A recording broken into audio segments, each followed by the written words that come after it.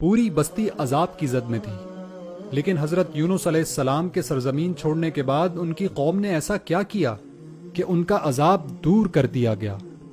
توبہ اور استغفار۔ جی ہاں، یہی وہ زبردست عمل تھا جس کے ذریعے یونس علیہ السلام کی قوم نے اپنے رب کو منایا۔ آج بھی توبہ اور استغفار کے ذریعے ہی ہم اس کے عذاب سے بچ سکتے ہیں۔ اللہ رب العالمین نے عذاب نہ بھیجنے کی ضمانت بھی اسی صورت میں دی ہے کہ جب لوگ استغفار کر رہے ہوں۔ حضرت نوح علیہ السلام نے بھی اپنی قوم کو یہی سمجھایا تھا کہ اگر تم استغفار کرو گے تو نہ صرف تمہارا رب تمہیں معاف کر دے گا بلکہ تمہاری اکانومی بھی ٹھیک کر دے گا۔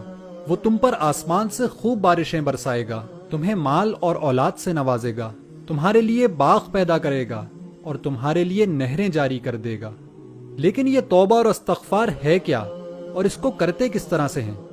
کیا تسبیح کے دانوں پر ایک خاص تعداد میں استغفر اللہ پڑھنا کافی ہوتا ہے؟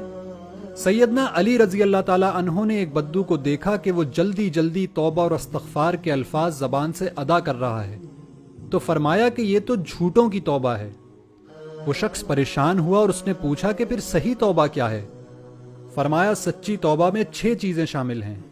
اپنی غلطی پر نادم ہو، جن فرائض سے غفلت برتی ہو ان کو ادا کرو، جس کا حق مارا ہو اس کو واپس کرو، جس کو تکلیف پہنچائی ہو اس سے معافی مانگو، آئندہ کے لیے عزم کر لو کہ ان گناہوں کو دوبارہ نہ کرو گے، اور اپنے آپ کو اللہ کی مکمل فرما برداری میں دے دو جس طرح تم نے اب تک اسے نافرمانی کے کاموں میں لگا رکھا تھا۔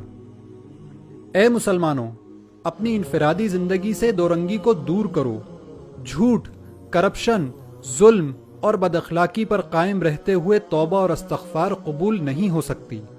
اسی طرح اجتماعی اور قومی زندگی میں امن و سلامتی اور ترقی و خوشحالی کے لیے اسلامی نظام کے قیام کی کوشش کرو، کیونکہ سود، فحاشی، ناانصافی اور ظلم کو ترک کیے بغیر محض زبانی توبہ اور استغفار اللہ کے ساتھ مذاق ہے۔